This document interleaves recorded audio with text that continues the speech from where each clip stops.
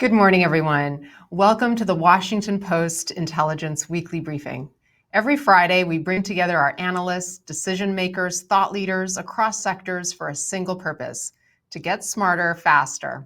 This is a chance for us to go behind the headlines and focus on the intelligence that matters, the trends, signals, and decisions shaping the economic and geopolitical future.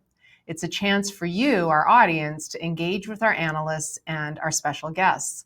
I'm Luiza Savage, editorial director of Washington Post Intelligence.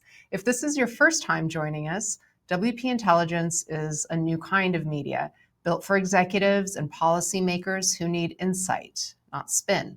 Our subscribers receive concise intelligence reports with actionable recommendations across AI and tech, energy and climate, global security, and coming soon, healthcare. We have a graphics library, exclusive interviews, and these live briefings where we pressure test important developments that are changing the business and policy landscape. We love to help you see around corners in policy, industry trends, and technology. And today we are looking at one of the biggest shifts in the energy landscape: the potential comeback of nuclear power. There's a surge of interest, of investment, and new policy momentum aimed at expanding the US and global nuclear industry. In the US, we've only seen one new nuclear reactor built in the last 40 years or so. And I say potential comeback because we have heard talk of a nuclear renaissance before. So today we'll pressure test whether this time is truly different. And we really have today the right people to help us unpack what's going on. Kathryn Clay is our WP Intelligence lead energy and climate analyst. She's also a PhD physicist by training, and her background in energy policy and science is so vast that she was actually a congressional staffer working on energy legislation the last time there was talk of a nuclear renaissance, and we're going to talk with her about what happened then. And André Pienaar is the founder of C5 Capital, an investment firm that is focused on promoting innovation in the energy industry and in the technology industry globally. C5 pioneered the first dedicated fund for the full nuclear energy supply chain, supporting advanced reactors, fuel cycle technologies, and critical infrastructure. And we'll be talking with him about what the US nuclear supply chain needs going forward. He's also a member of the WP Intelligence Global Security Council. So thank you so much to both of you for being here, and welcome. Thank you, Luiza. It's great to have this great conversation. It's great to have you on, Kathryn. Great to be with you, Luiza, and great to be able to talk about atoms and algorithms. Absolutely. So here's how we want to organize our conversation for the next hour. First, we'll talk about the state of the technology and why it's suddenly in such demand. Second, we'll dive into the federal and state efforts to kickstart more nuclear investment and construction here in the United States. Third, we'll discuss the international picture, where the US is competing to export nuclear technology around the world, facing stiff competition from China, and also where investment is going globally. And as always, we'll discuss how business leaders and policymakers should navigate this moment. So I'd like to thank our audience for the large number of questions you sent in ahead of the briefing, and I've used them to help shape this conversation. And throughout our hour, I invite you to drop your questions and comments into the chat, and we'll take relevant questions as we go along. I have an iPad on the desk, and I'll be following along with what you put there. So with that, let's dive right in. We have a lot to cover. Kathryn, you recently published a report on our platform looking at the rise of investment and excitement about nuclear energy in both the US private and public sectors, and the dramatic change in attitudes among many US states. So before we get into what's happening in policy, let's just set the table and give us a picture of what's happening to electricity demand in the US and why nuclear is drawing so much attention. Yeah, absolutely right, Luiza. So to understand why nuclear power is experiencing such renewed interest, we have to first look at what's happening to electrical demand and the extreme pressure there is on utilities and on state planners to ensure that there will be enough electricity to maintain the growing demand for especially AI and data centers, while also preventing the ratepayer, the rest of us that pay our electrical bills, from seeing dramatic increases in our electrical bills. So policymakers are very concerned about maintaining safe, reliable, affordable electricity. And nuclear power, because of some of the technology improvements we've seen in the last couple of decades that we'll speak more about in just a little bit, offers a really compelling picture for how they can square that circle. And it's very expensive to build any kind of new electrical generation, but the small modular reactors that might range between 50 and 300 megawatts are a way to track growth. So you can make some incremental investments, to the extent that 50 megawatts is still a lot of power, but it's quite a different thing than talking about a gigawatt facility. And so it allows states that have growing populations to anticipate growth and plan along the way. The other thing that is a major constraint for state policymakers is many of these states have made clean energy commitments. And the attractive thing about nuclear power is, of course, it is a firm baseload source of carbon-free electricity. So it's the potential affordability of a modular approach. It's the carbon-free nature of nuclear. It's a way of tracking population growths incrementally. That flexibility makes a very compelling picture altogether for state policymakers to consider nuclear. So, Kathryn, you have this great map in your report that shows the state of nuclear energy in the US today. Walk us through the status quo and where we've been over the last 30 or 40 years or so. Right. So the United States has had for decades around 100, I think there are 92 operating nuclear power plants around the country today. And most of these plants were constructed in, say, the 50s through the 70s. Many of them were licensed for 40 years, and many of them had a subsequent 40-year lifetime extension after passing a rigorous safety review. But we really have not built new nuclear for decades, since that initial build out over the 50s through the 70s. Other nations have. Other nations have continued to build, but we let our nuclear fleet and our pipeline of new nuclear engineers stagnate and eventually wither away. So we are really at a completely different moment now. We have a new opportunity to train a workforce to support this new reinvented technology, and we do have a chance to lead the world if we move quickly and we take our approach to collaborative ways of licensing and permitting these new technologies with other nations. And before I move to André to kind of help us understand the technology, Kathryn, you were around the last time there was talk of a nuclear renaissance. Can you just tell us a little bit about what happened there and whether you think this moment is different? I do think it's different, but it does share a lot of the same spirit and the same vision that we had in the early 2000s. Was a time of again discussion about nuclear power and the role that it could play in our electrical generation mix. At the time, I worked for a wonderful leader, Senator Pete Domenici, who was at the time the chair of the Senate Energy and Natural Resources Committee. And I worked on the Energy Policy Act of 2005. I was not the nuclear person. I'll name check a couple of great colleagues that were Alex Flint, Clint Williamson, Judy Pensabene. And many people don't know that the loan guarantee program that was established in that 2005 bill for the Department of Energy to be able to execute large loan guarantee programs for in a technology neutral basis, the origin of that was actually to support the renaissance of the nuclear power industry. And that the first test of that loan guarantee program led to the development of the one plant that was rebuilt in the time frame following that legislation passing, and that was Plant Vogtle in Georgia. my old boss, Pete Domenici, he was a strong believer in nuclear power. But even he knew that we were at the very, very beginning days back in 2005, and he hedged his bets a little bit.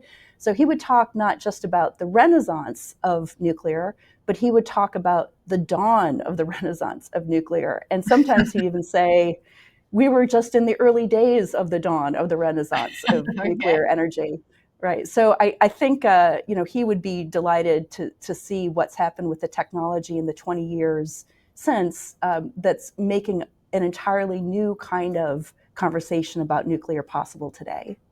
Well, that's a perfect segue. So, André, so great to have you here. Talk about the state of the technology. Obviously, one area that's drawing a lot of interest are SMRs. Tell us about this technology. And Kathryn mentioned the flexibility appealing to policymakers. Yes, I think Kathryn's absolutely right. We are just at the dawn of the nuclear renaissance. If we compare nuclear energy with other energy sources, it's been a very recent source of energy. It's only 70 years old in comparison to carbon-based source of energy that's been around for a couple of centuries, and before that, of course, coal. So we're just at the very beginning of nuclear energy, and small modular nuclear reactors is not a novel idea. The US Navy has been using it safely for more than 70 years with an impeccable safety record, more than 6,200 safe nuclear operating hours that the US Navy has clocked up. And so we are now able to take advantage of all this innovation that's been done safely by our armed forces for civilian purposes to establish small modular nuclear reactors. And the same thing is happening that we saw happening with computers. If you go back to the 1950s and 60s, we had those huge big computer mainframes that were only in the domain of governments and major research institutions. And then we got desktops and laptops, and now computers are in our phones and in our watches.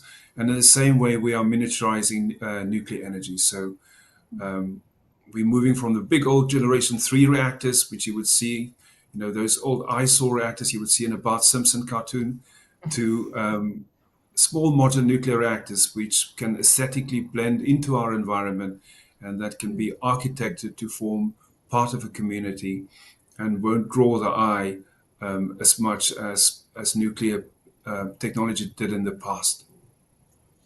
So we have a couple questions that I'll direct to you, maybe André, to start.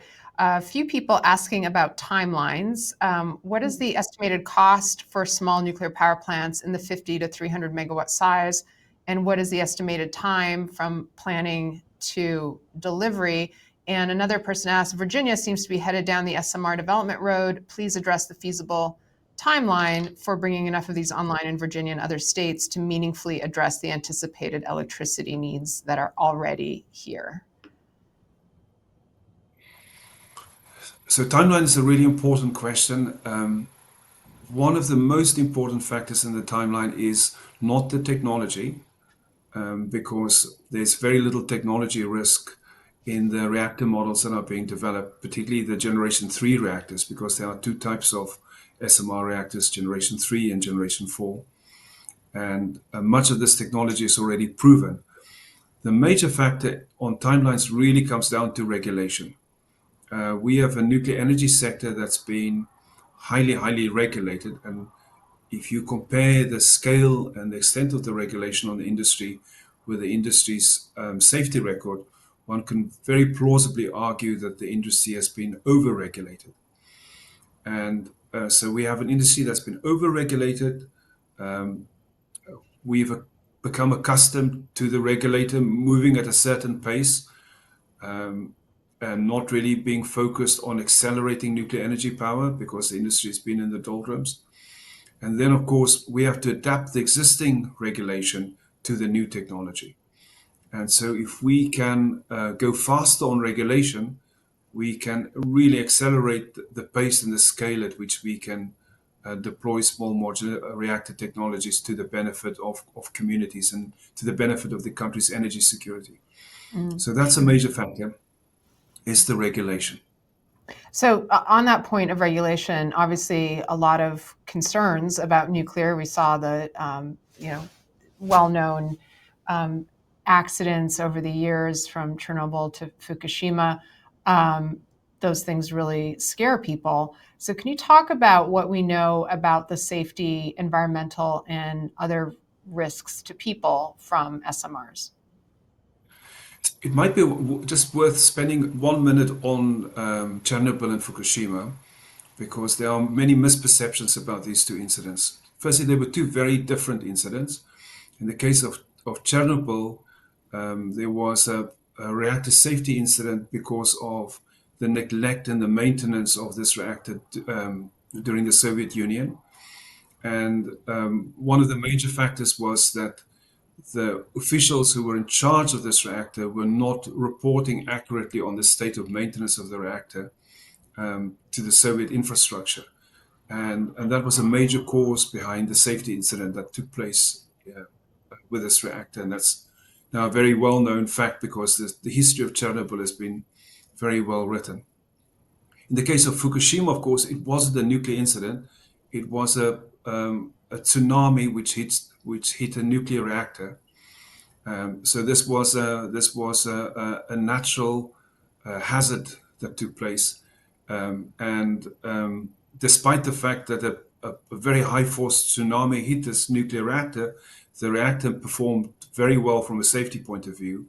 And the only casualties in this incident were people who drowned in the tsunami, not because of any nuclear fallout or a safety or a security incident that related to the reactor itself. So on the whole, both here in the US and globally, the nuclear industry has a very strong safety track record. Mm-hmm. And André, we've been seeing that nuclear energy is now being viewed as clean energy. Can you talk a little bit about how that has shifted over the last couple of years? And then we have a couple audience questions asking about whether the problem of nuclear waste has been solved. Great. First, so just to go back to your previous question about small modular nuclear reactors.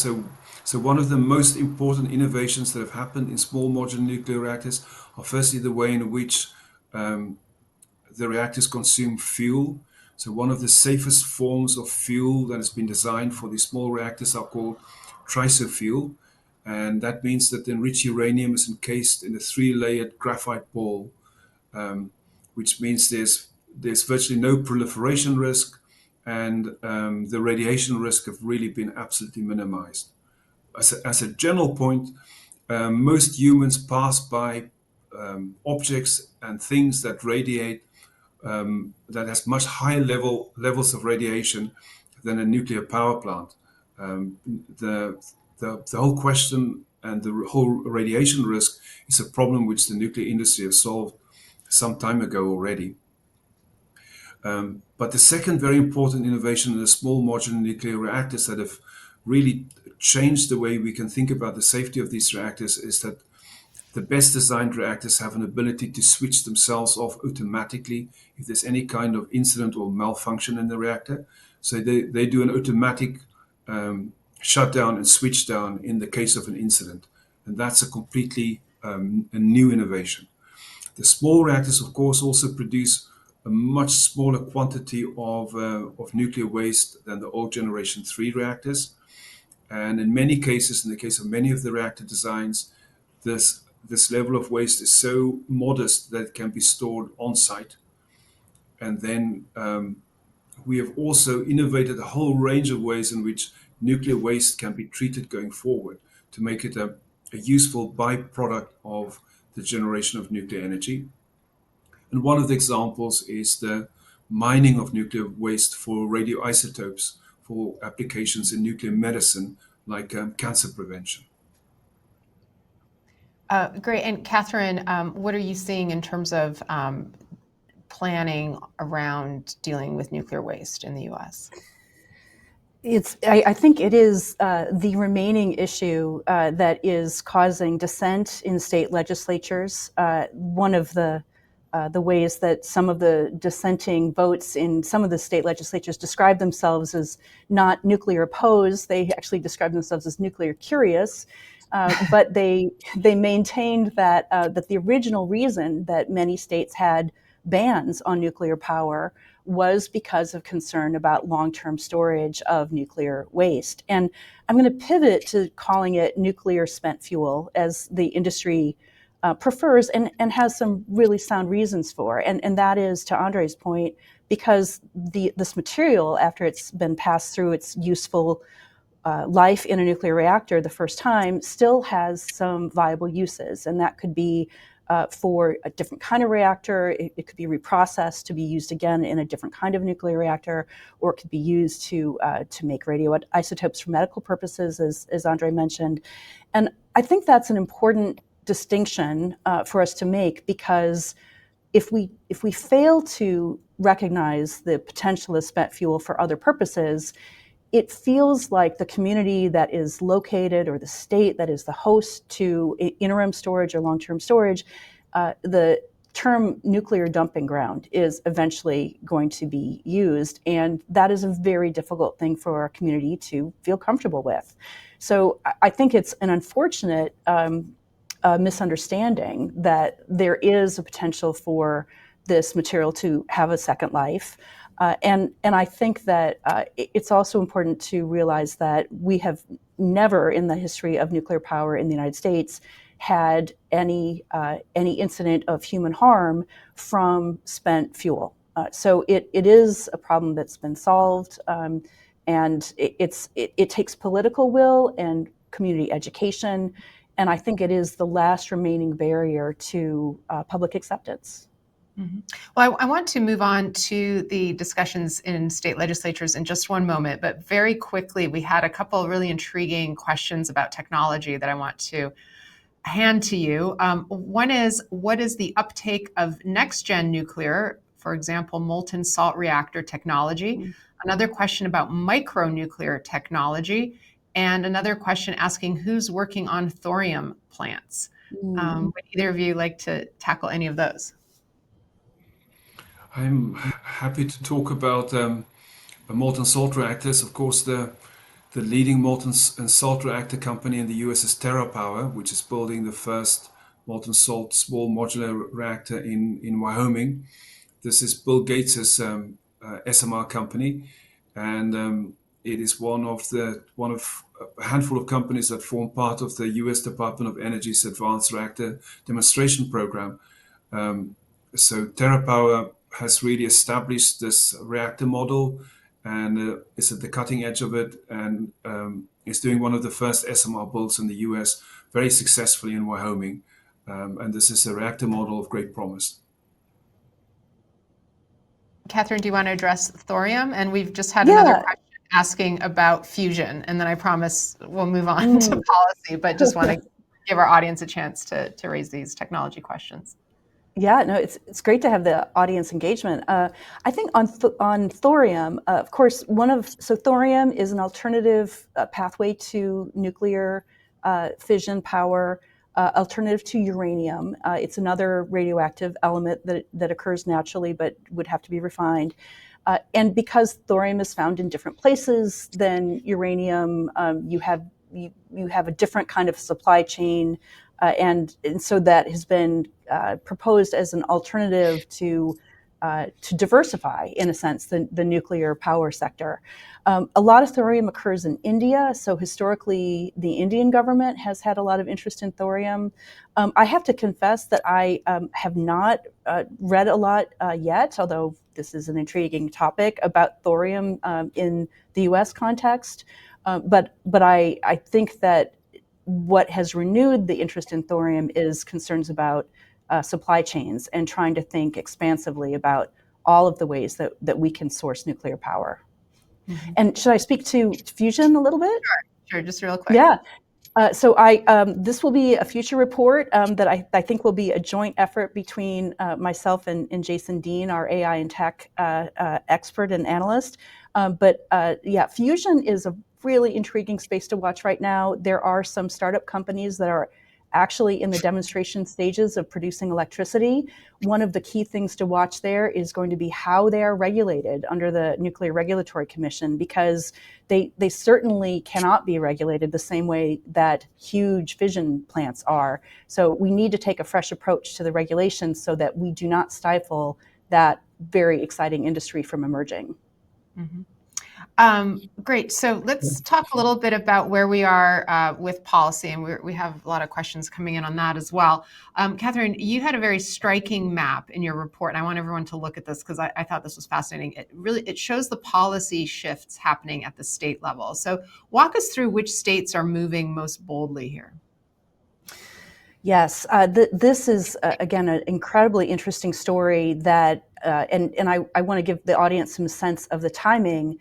All of these changes have occurred, say, since 2021, 22. So we're seeing a dramatic change in the way that state legislatures are viewing nuclear. So all of those states that are in blue, some of them already had nuclear, and they have advanced nuclear initiatives that are already underway. But there are over a dozen states that had nuclear bans in place. Most of these bans were put in place in the 70s or early 80s, so say 40 years of banning nuclear.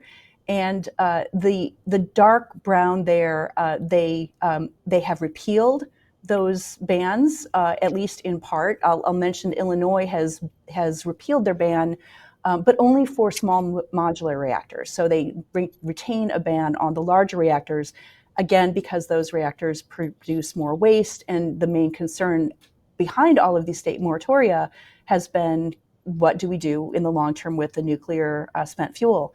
So the yellow to brown, those are states that, so the yellow is states that still have a nuclear ban in place. The kind of intermediate yellowish brown is states that have made moves to consider repeal. So those are states that either have a bill proposed, or the governor has sent a bill to the legislature, or they're considering something in the current session. I would say that, some of the leaders, I would point to my home state of Michigan. Michigan has actually taken the initiative to restart the Palisades reactor, which is first ever in the United States, where a reactor that actually had been closed down and declared end of life has been brought back. I think it's very interesting to watch what's happening in New York and Massachusetts. So those are states that have not yet introduced new plants, or nothing is being built there yet. But those states have been very vocal in saying that they have the capacity to be leaders in the nuclear energy industry, and so as part of that are open to having nuclear development in their states. Interesting. And you wrote, Kathryn, that there's an 11-state advanced nuclear first movers initiative, and that it's important to watch. Can you just explain what that is and why it matters? Yeah, it's a great example of states, which of course are the laboratories of new policy, states that are approaching the same kind of problem, working together so that they're not each reinventing the same wheels. So the idea is that these movers coming together, some of them are going to be a little ahead of others, but every state that has joined that 11-state coalition has said, we want to share our knowledge, we want to learn from other states, and the purpose of doing this is so that we can all move together faster. So I think the real lesson to take from that is that there is such a sense of urgency that states recognize that they can move faster if they move together. Mm-hmm. André, in the private sector, how do investors view the U.S. nuclear opportunity?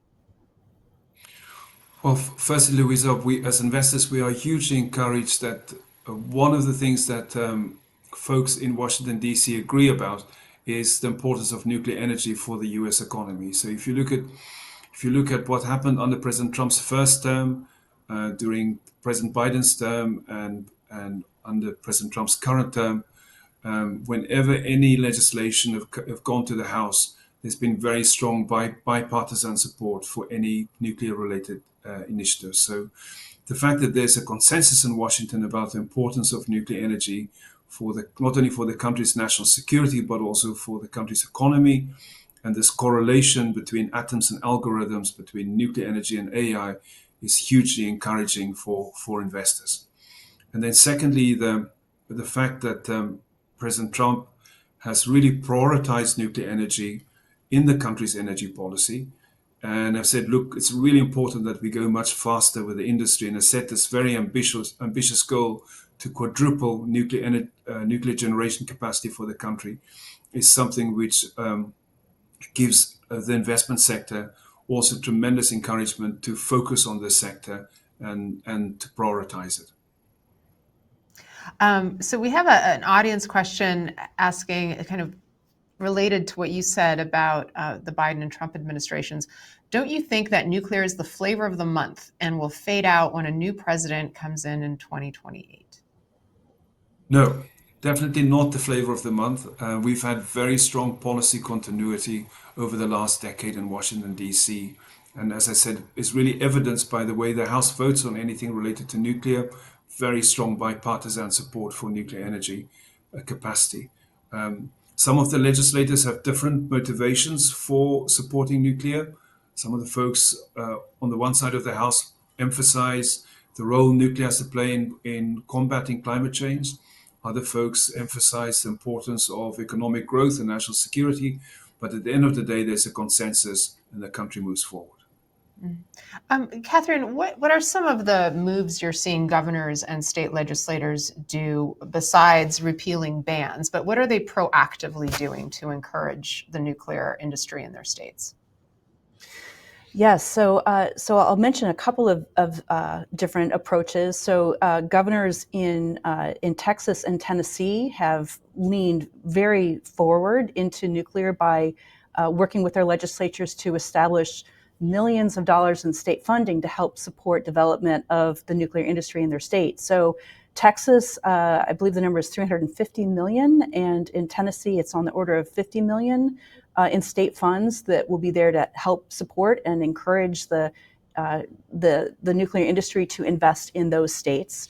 Some other things that states have done are looking at workforce development. They know that we unfortunately for decades let our nuclear engineering programs at our universities lapse because the job prospects just didn't seem to be there. But now we know that nuclear is on a growth path. And so several of the states, again, Michigan is one, Illinois is another, Pennsylvania is in this group as well, have looked at the development of the workforce and have workforce initiatives to make sure that the trained folks are there for the industry as they come along. So I would say, the main things are looking at exemptions, looking at different ways that you regulate nuclear for small modular reactors, but there's so many different aspects of small modular reactors that states are recognizing that they have to come to the permitting process differently. And they're doing the work again together. And you mentioned the 11 state First Movers Coalition. They're working through all of those policy burdens and those policy challenges together. Mm-hmm. And I want to ask you, André, because this is something you really focus on and think about. Talk a little bit about the state of the nuclear supply chain in the U.S. I think this isn't something we talk about a lot, but very important. We talk about supply chain of critical minerals for batteries, for example, but kind of how much of this is sourcing inside the U.S., and if not, where is it all coming from?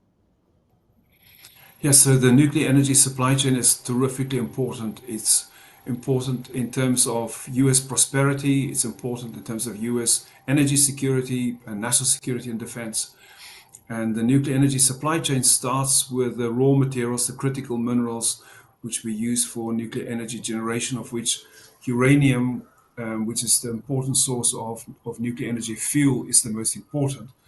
And it goes through the nuclear fuel cycle. There are, very broadly speaking, 3 phases in the nuclear fuel cycle. There's conversion, enrichment, and fuel fabrication. And then, of course, all the component parts of being able to build nuclear reactors, and then the maintenance and the safety and the supply of these reactors, and then most importantly, our talent pool. So the supply chain is incredibly important, and because the industry has gone through this period of doldrums since the early 80s, unfortunately, the supply chain has been underinvested.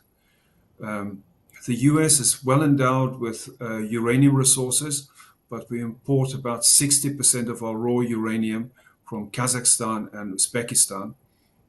We also have two close allies, Canada and Australia, with abundant uranium resources. And so there's much that we can do around the critical minerals that are so important for nuclear energy generation. And not only uranium, which is important for nuclear fuel, but also the critical minerals that are important for being able to construct and build these small modular nuclear reactors. And then as far as the fuel cycle is concerned, here we have a real crisis because the US was the world leader in the fuel cycle, and unfortunately that's no longer the case. Today the fuel cycle is dominated by Russia globally. We've allowed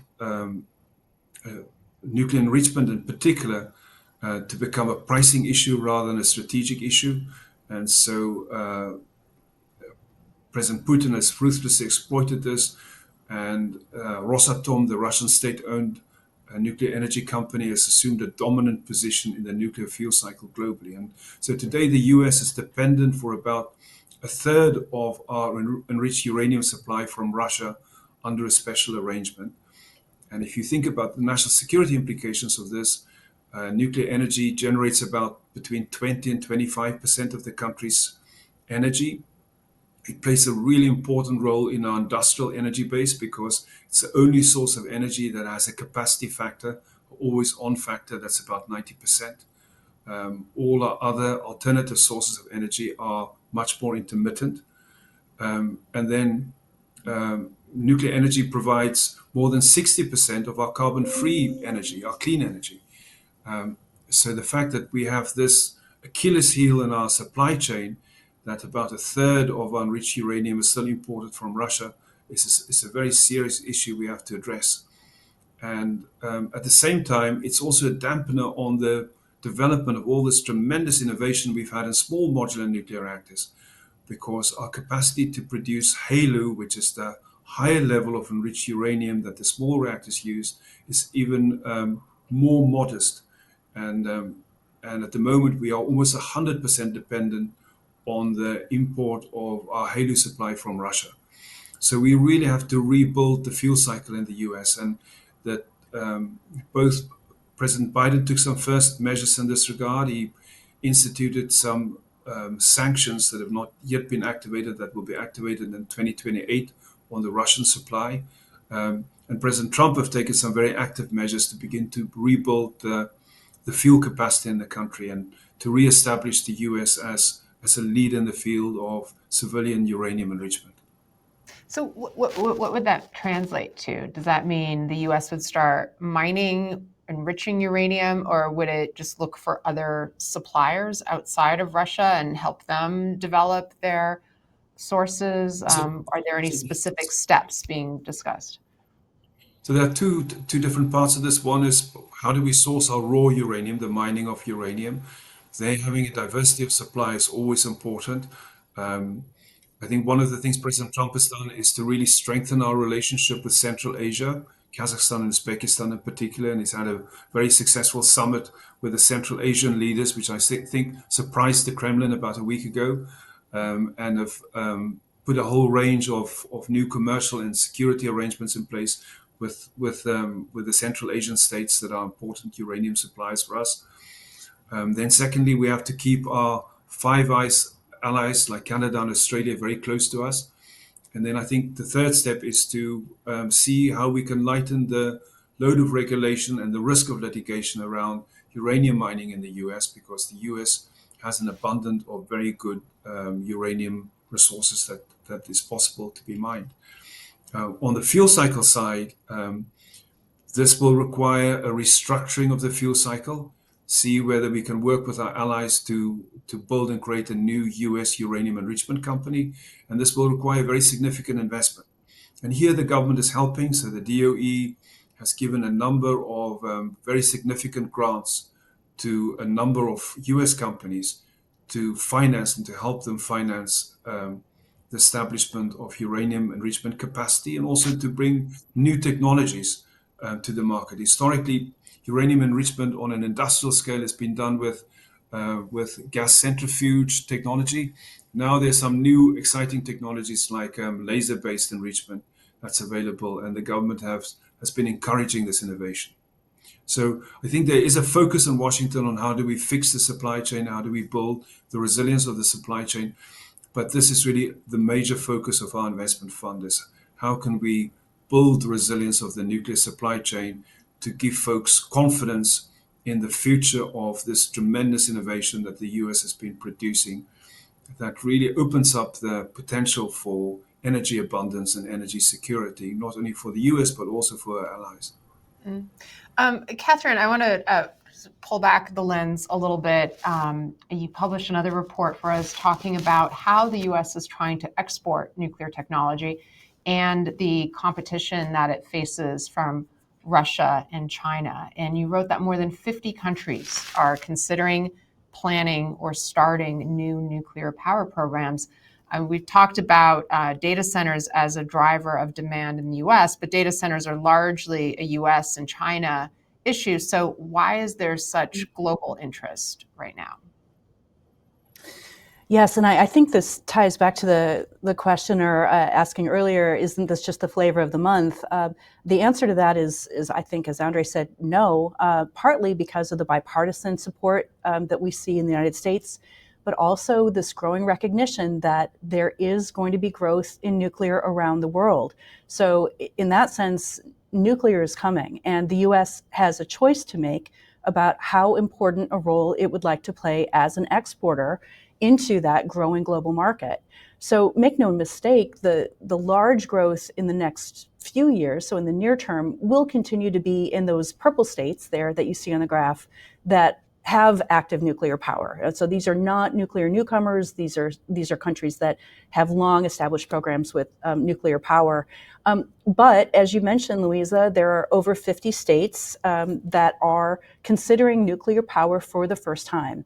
And why that's happening is that before the advent of the small modular reactors, building a large traditional nuclear power plant was simply out of reach for many lower to middle income nations.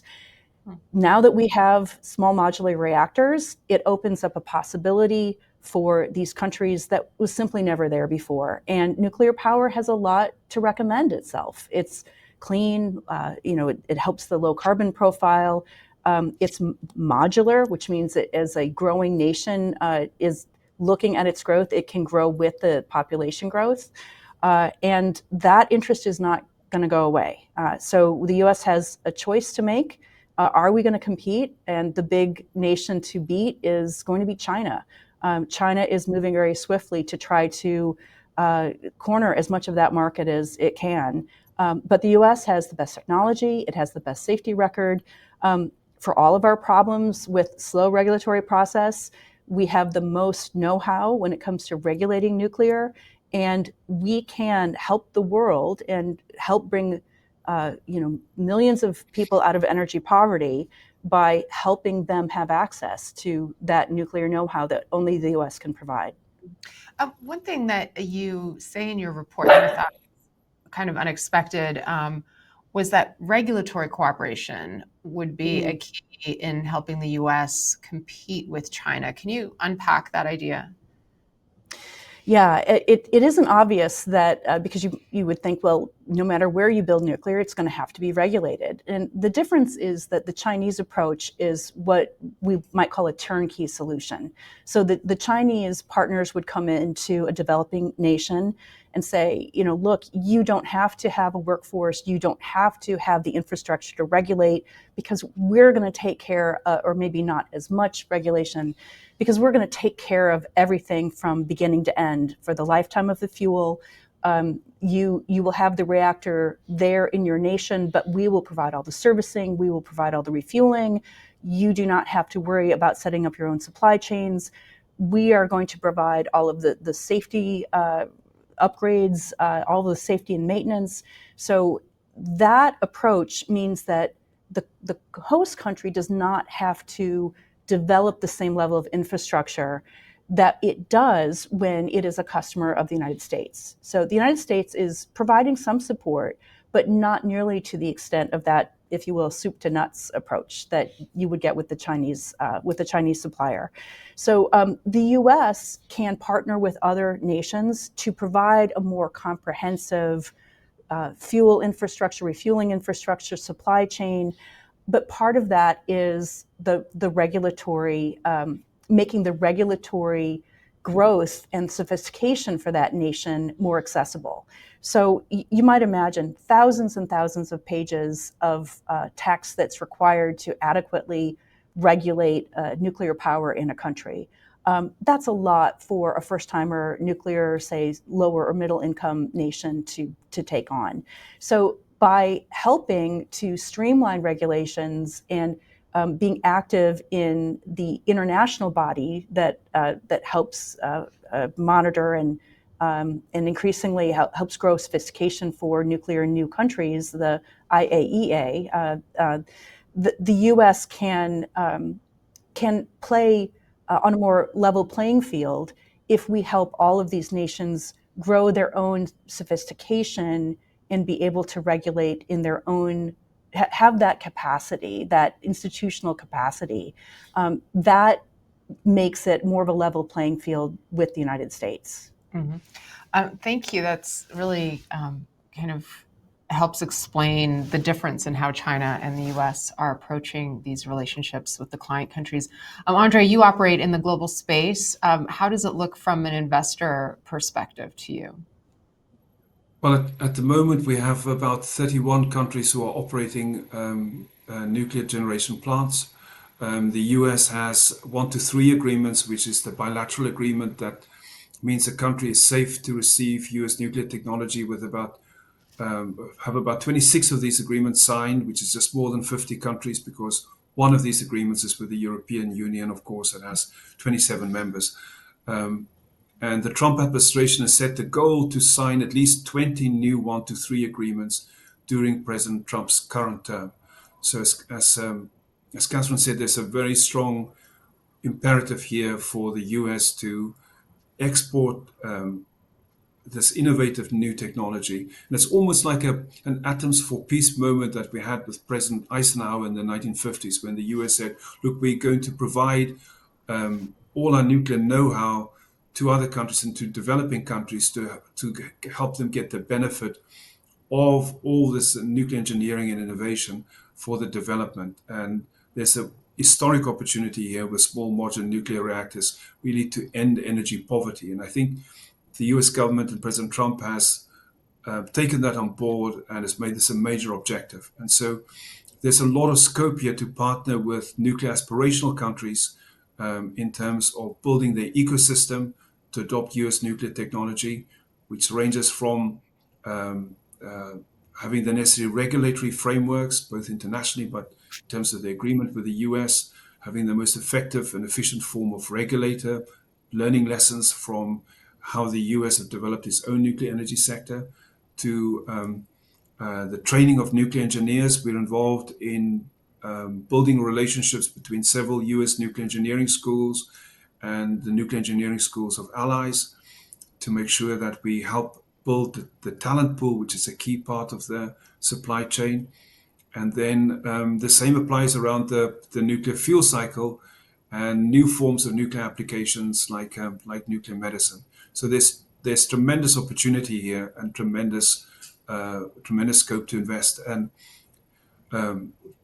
earlier this year, several of the leading banks have come out and have put their weight behind this pledge that the World Nuclear Association entered into to triple nuclear generation capacity worldwide.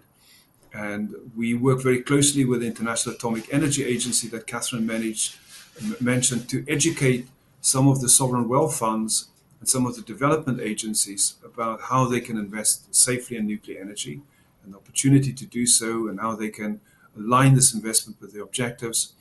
And similarly, to continue to mobilize more private capital for the development of US nuclear technology worldwide. That's really interesting. And I should note for the audience that in our global security vertical, we've had a number of reports on how the multilateral lenders and regional development banks that the US is funding, how they have been changing their priorities, and an emphasis on nuclear energy is actually one of World the Bank, things.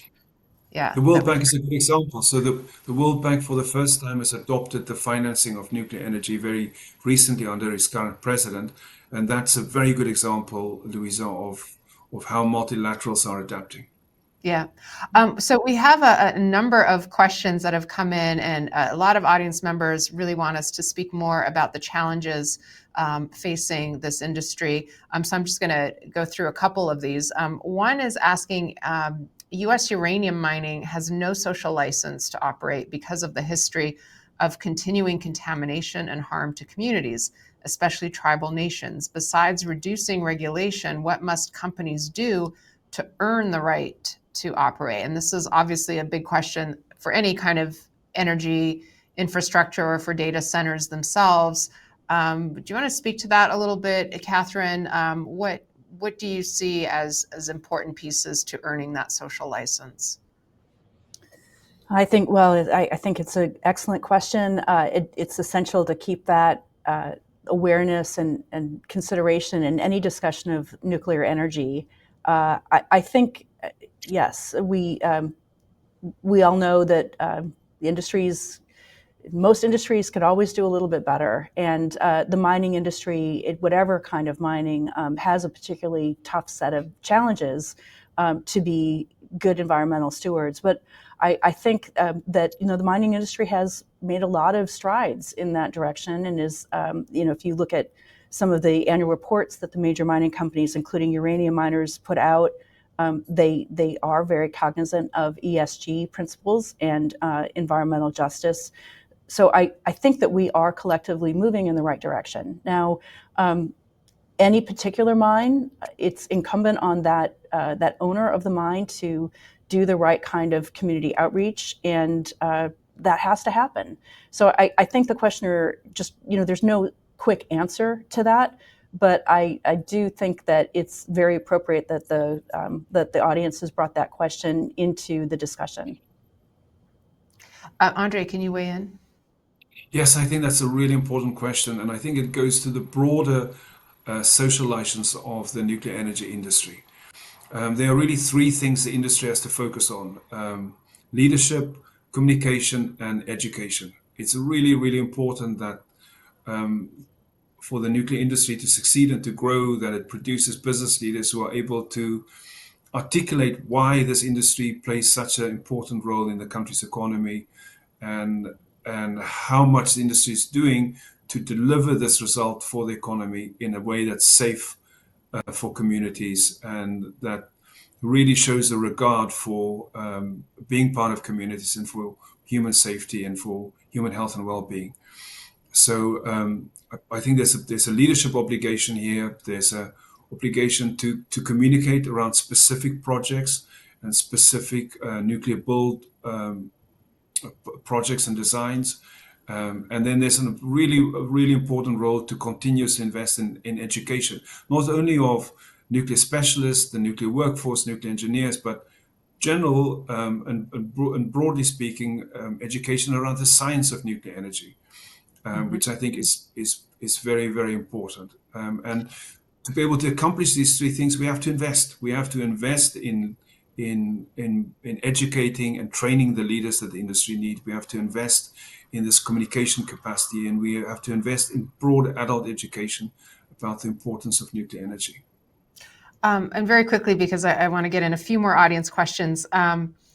Two questions about security. These reactors contain tons of radioactive material. Existing plants are required by the Nuclear Energy Regulatory Commission to have elaborate physical security systems. How does that look for small, medium reactors? Is it different? We have two questions on that theme. Well, with the small reactors, the nature of the fuel, which I've already mentioned, the tracer fuel is completely different. So the enriched uranium is encased in these small 3-layered graphite balls, And that makes the risk of nuclear proliferation, that really takes the risk of nuclear proliferation off the table. So there's virtually zero proliferation risk around the way in which small modular reactors uses its nuclear fuel.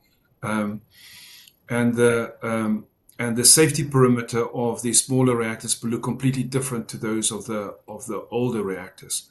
And I think that's one of the areas of regulation around which we are awaiting more clarity about exactly what the safety perimeter of the smaller reactors would look like. And André, very quickly for you, and then we're going to move to another topic, but just very quickly, someone's asking about the big upfront capital costs, and still a lot of questions. People aren't really clear how long it would take to actually get a new SMR up and running. So can you just clarify, A, how you deal with that, and B, what the timeline looks like? Yeah. There's this one safety point I want to note, one security point, which is the cybersecurity of our nuclear industry. We really have to invest in the cybersecurity of our nuclear industry because the nuclear industry is one of the most analog components of the energy sector. And now, as we digitize the sector more and automate it, baking in the cybersecurity from the get-go will be really important. In terms of cost and timelines, I think until we have the first of a kind reactor built in the US, we won't have real and absolute clarity around cost and timeline. So until the first one is built and we say that's what it cost and that's how long it took us, we won't really know how long it takes us to execute on the building of an SMR. But the timelines against which most of the reactor companies are working at the moment are about 7 years. So it's anticipated that the first of a kind SMRs will be operational in the early part of the next decade. The DOE has a very imaginative program with some of the national laboratories to bring some of the SMRs to a demonstration model level by 2026. This is a very aggressive program to bring some of these SMRs to criticality within a year. If that is the case, we will have more information we can work with and that we can use for planning and design purposes going forward. Great. And Kathryn, in your report, just very quickly, you had a couple recommendations for industry and policy leaders. Can you just give us a taste of that? Absolutely. I think on the U.S. government recommendations and industry recommendations, looking outward, looking towards the export market, I think being engaged with an effort at the IAEA that is trying to help these so-called nuclear newcomer nations come up to speed a little quicker on how they can have that institutional know-how within their nation to support bringing nuclear into their power grids for the first time. So there are ways that private industry can be a part of that and can contribute in kind, can contribute knowledge, and be helpful to those nuclear newcomers to raise up their awareness. I think that also understanding, I would say, at the state level for legislatures, some of the recommendations that we have is to, again, continue the good work that is going on with the First Movers Coalition, try to expand on that. Let's not look at this. I mean, of course, there's an element of states competing to attract industry, but we all are going to move so much faster if we move together to try to reduce the barriers to entry. So our recommendations are, if you are operating in multiple states, try to encourage your state policymakers to work together because it will just help us accelerate the timelines, and we need to. If you look again, going back to our original frame, what's happening with AI data centers and energy demand, the question of how long is it going to take to bring new nuclear onto the United States, the answer, no matter how fast it is it can't come fast enough. We really need to have dramatic increases in our electrical grid over the next few years, and SMRs and nuclear is an incredibly promising way for us to get there. Thank you so much, Kathryn. And we are being asked to produce a briefing on solar to show balance, which of course we will. It's definitely within our coverage plan. We did want to dig into the issues around this new nuclear renaissance today. So stay tuned for that if solar is in your interest. I am going to just give you a very quick last word here, Andre, before I wrap up. Nuclear energy is really star power. It's really emulating the way in which our sun as our star generates energy. And there's a reason why we have stars in the Star Spangled Banner.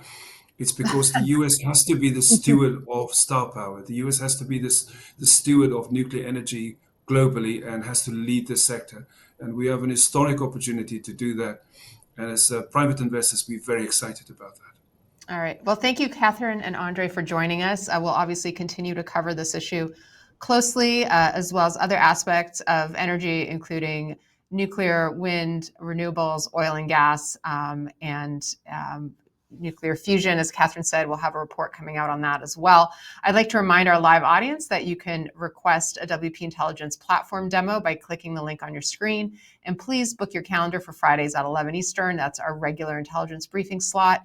Next week, I'll be joined again by Kathryn, as well as our lead global security analyst, Josh Rogan, to talk about critical minerals and rare earths and the leverage that China has over the US in this area, and how the US is trying to build out new and independent supply chains, both domestically and with allies abroad. In the meantime, we'll send our live audience a link to a recording of this briefing. And please take a moment to fill out the short post-briefing survey. Your input helps us shape what comes next. Have a wonderful weekend. Thanks for joining us, and we will see you next Friday.